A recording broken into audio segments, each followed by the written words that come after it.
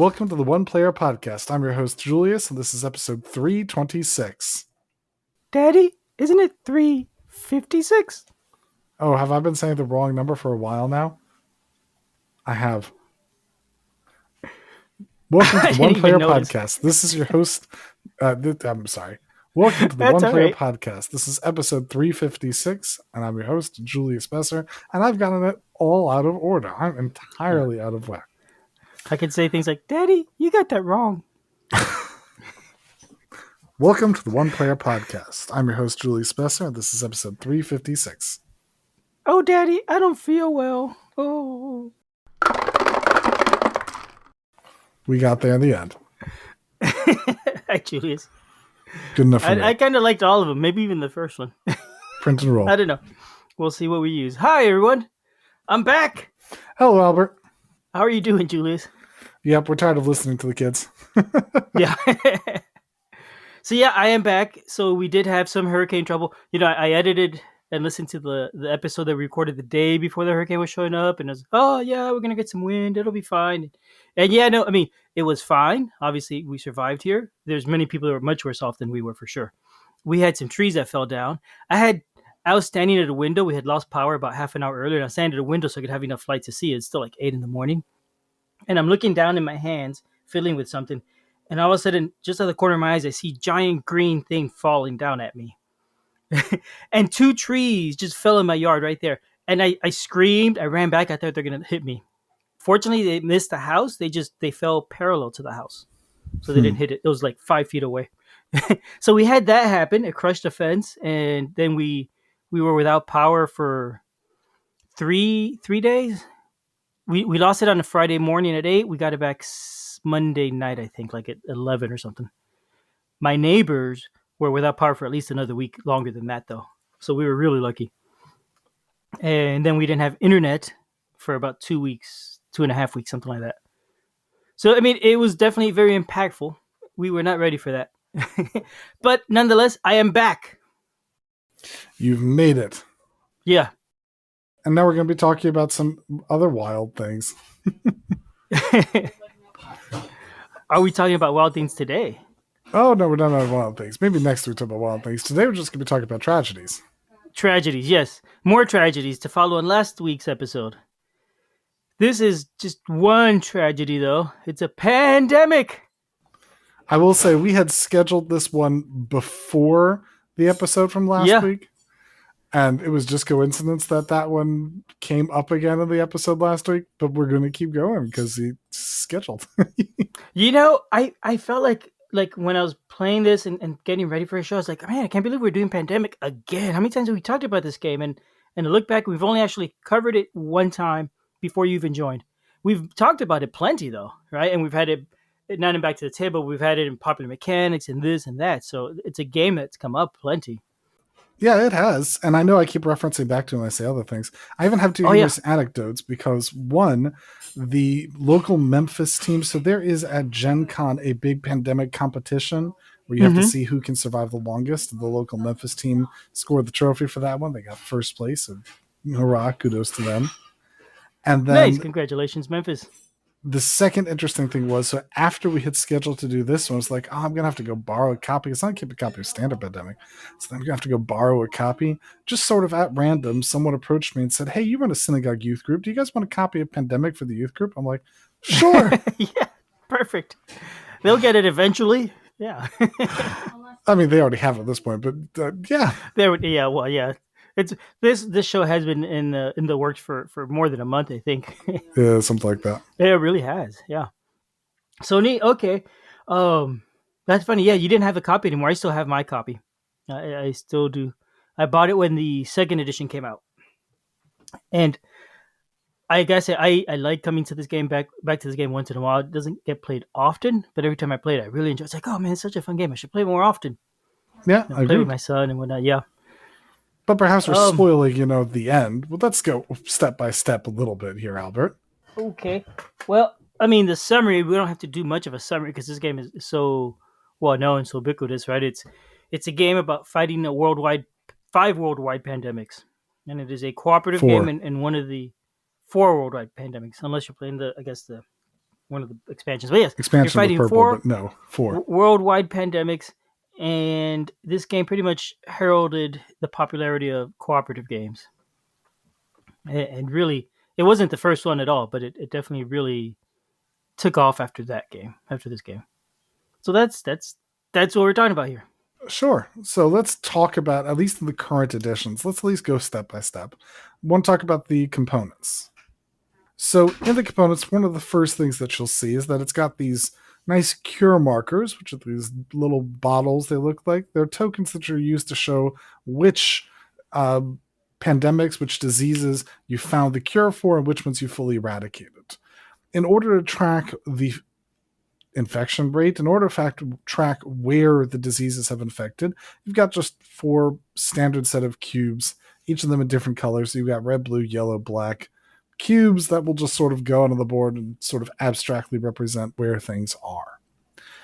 You have a big map of the world with a point-to-point tracker to show how things connect. So it's not lines, it's not spaces, anything like that. It's point-to-points with various cities being denoted.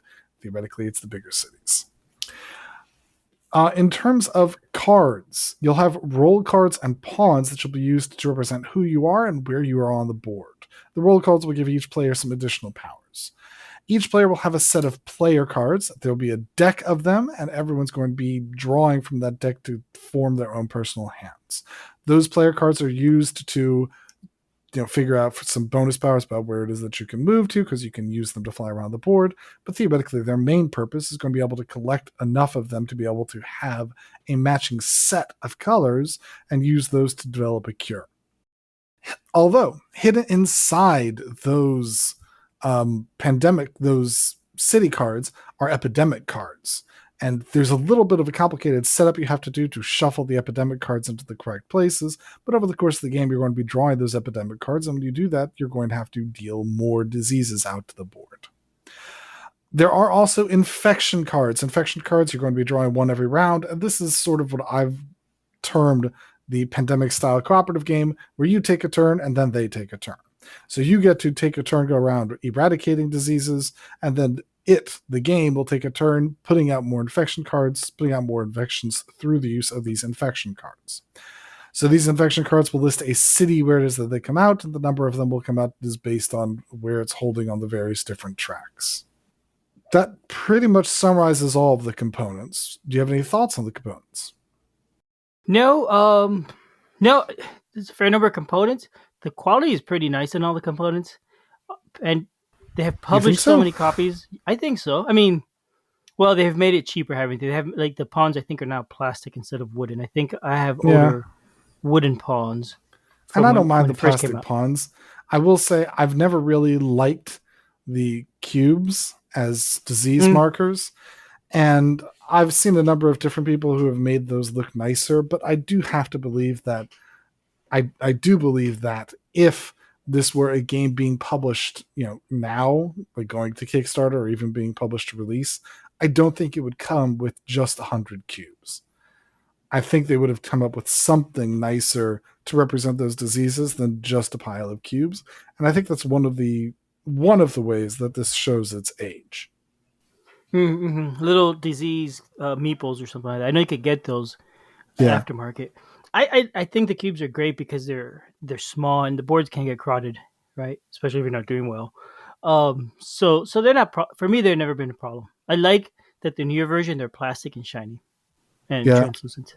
I know I've gotten a set of small acrylic ones that sort of look like little diseases and things like that. I've liked various different types of things. I just think they'll probably have come out. Otherwise, in terms of clarity, in terms of how easy it is to see player cards and see infection cards, I think all of that is really good. There have been a lot of things that have come out to assist, like being able to track where diseases have already come out, which city cards are in the deck, which ones are still available. There are things that have made it so it's easier to play the game and easier to be good at the game, but none of that is strictly necessary, and the game works just fine the way it is. So that is components. Do you want to move on to maybe the rules, or has it been so long since you read the rules and you don't even remember the rules?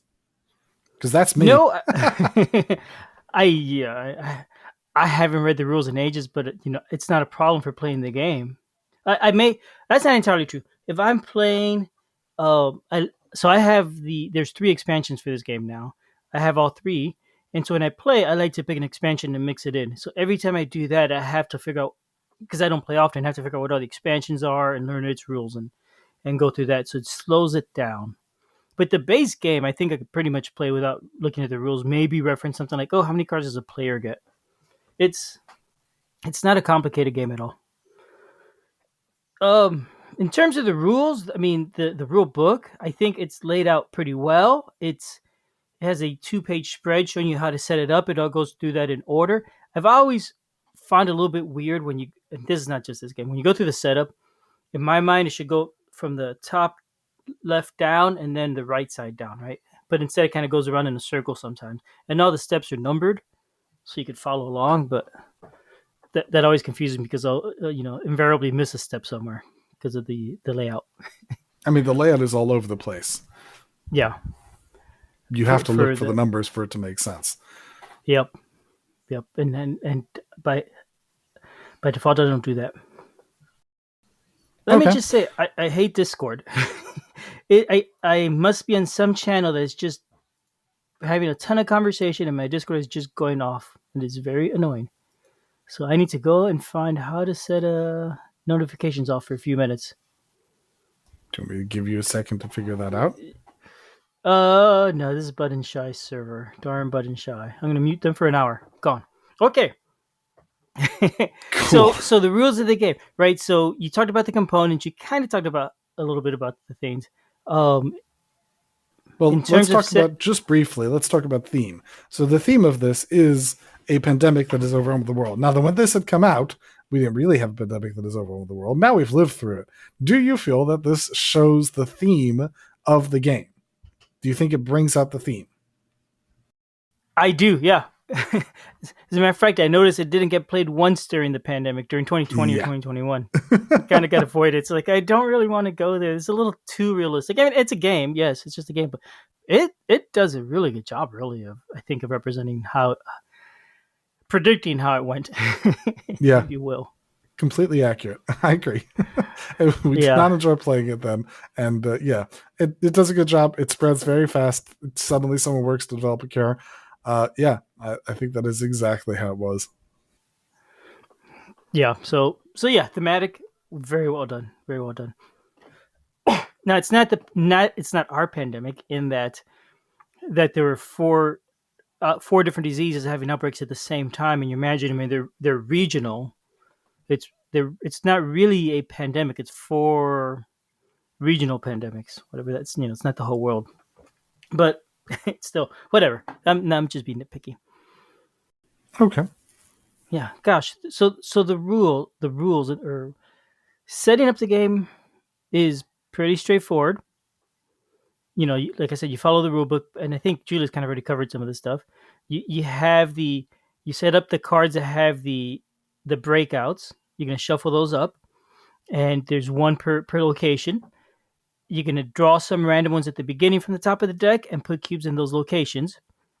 So when the map starts, there's basically 3, 6, 9, 8, 3, 6, 9, plus another 6, 15, 18. Yeah, 18 different places in the world, or 18 cubes out there in the board that represent disease and the spread of the diseases. It's sort of random, but the 3 cities are going to have 3 each. 3 cities are going to have 2 cubes each, and 3 cities are going to have 1 cube each. The more cubes it is, the worse off you are. You're going to, Julie's already said, you're going to shuffle in the player cards and put in the outbreak cards in there evenly distributed. Each player is going to get a random roll. That's one I think you didn't really talk about too much. There's lots of rolls for this game, especially if you have the expansions. I think there's probably like 20 or so different rolls you could take. Each player has a different special ability. And there's a ton of variety when you add the expansions. I think that's one of my favorite things about the game. It's having how much variability you have in all the different roles each time you play and how different it could be. But you're going to set that up. You're going to put some of the markers on the board to keep track of the current outbreak level and things like that. And you're ready. Everybody sets up in Atlanta and you're ready to start playing the game, right?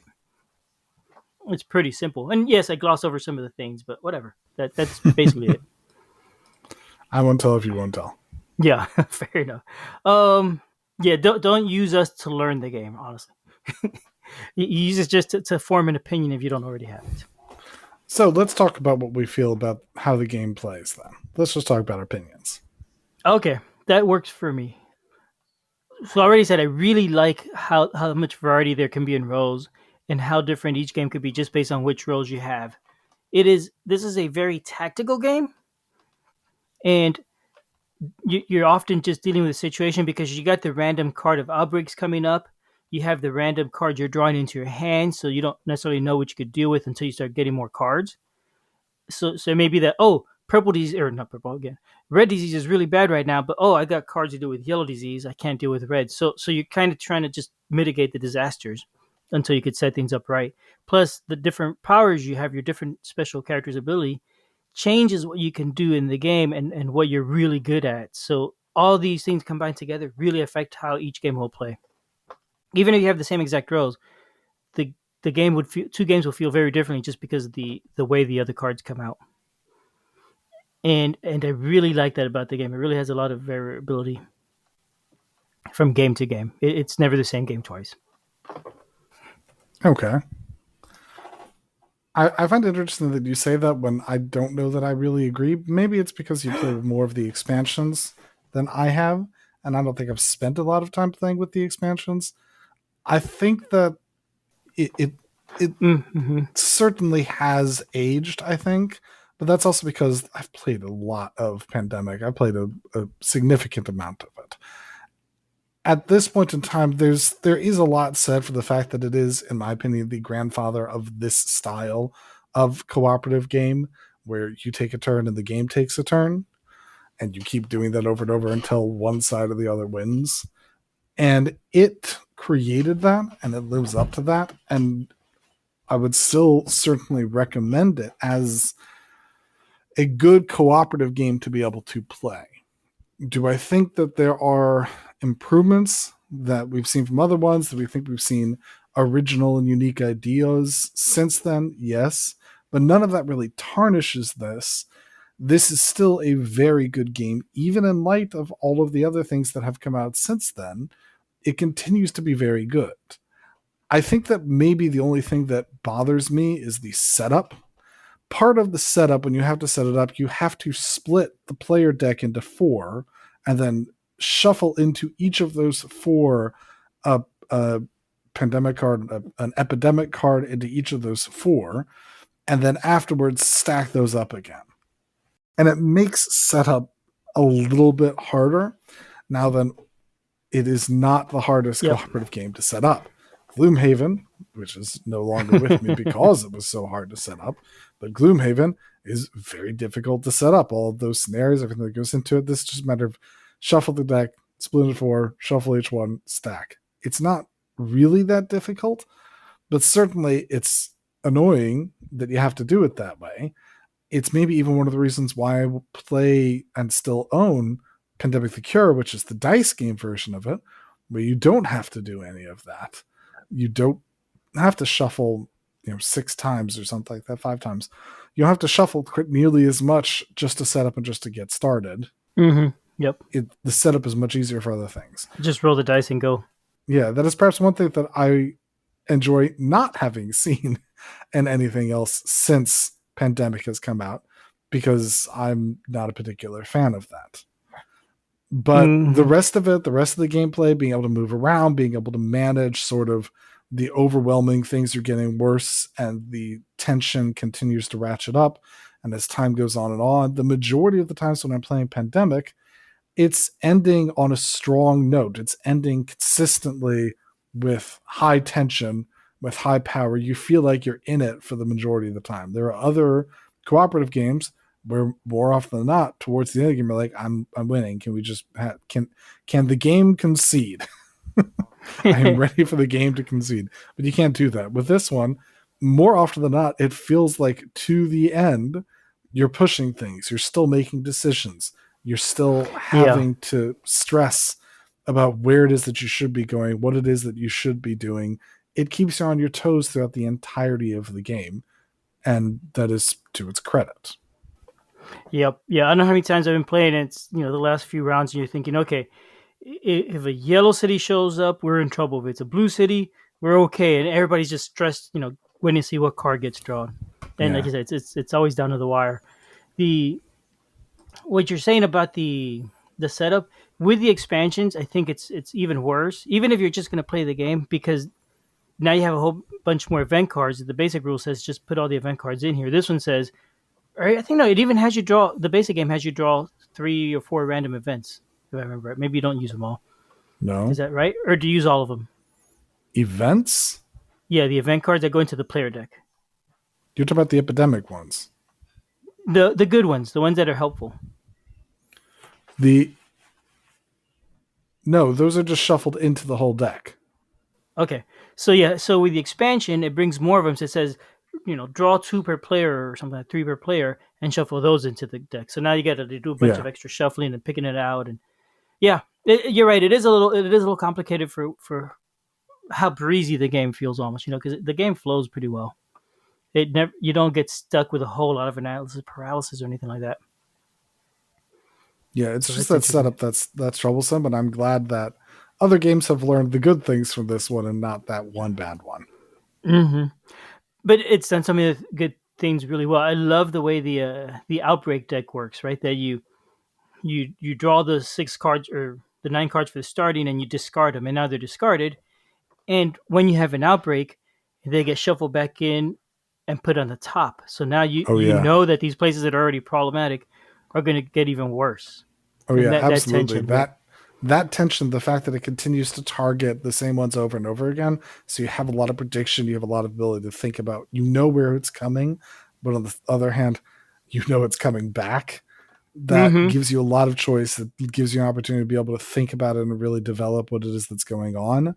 While on the other hand, the game continues to keep that tension. I can't think of other things that have done that similar type of thing where they continue to target the same thing over and over again, other than stuff in the pandemic line. But yeah, it's pretty good. Yeah, I've played a couple games like that, but they're all pandemic clones generally. Yeah, They do that right, in not just in that, but in just the style of gameplay and whatnot. That Yeah, that is really good. That adds a lot of tension. Um, and it's I think such a clever idea. And I really like the open ended map. This game is a family classic at this point, right? It's up there with Monopoly, I think, sort of thing. But it's so much better because you got a map that you're exploring, not a track that you're going around in a circle. I think it's just so much more choice than say Monopoly, than one of the older classic family games. But I do think this has reached the level of being a classic family game at this point. yep. Yeah, such a great game. I think it's probably already there, being Yeah, classic levels, yeah, and it's old. Well, is it old enough? It came out in 2005. I believe that's right. something like that. Let me tell you. I will tell you right now. I believe so. Oh, 2008. It's not even 20 years old, so it's not a classic yet by that definition. No, but I still think it's one that if you ask most people, they'll recognize, oh, pandemic, even Yeah. if they're not into the rest. Yep. So you didn't play during the pandemic either. I remember that GMT came out with a print and play expansion for it during the pandemic. I think it was like a COVID-19 expansion. Have you ever tried that at all? No. I think I printed it out. Maybe I didn't see it in my boxes. I don't know where it is. I would be curious to try it now. Now that that's farther behind us. Interesting. Yeah. Well, I don't know that I want to make too many jokes about pandemics at the end. So I think maybe we'll just leave it there. Okay. Yeah. Well, let's inoculate ourselves from that kind of thing. Fair. All right. Thank you, everyone. Back to the table. Pandemic is a great game. It sounds like we both agreed on that, even though we didn't Yes, specifically say it. Yep. 2 thumbs up. All indeed. right. Bye bye, everyone. No. But no, didn't you push the button? Oh, I can. Do you want me? No, it's still going. Oh, bye. Bye.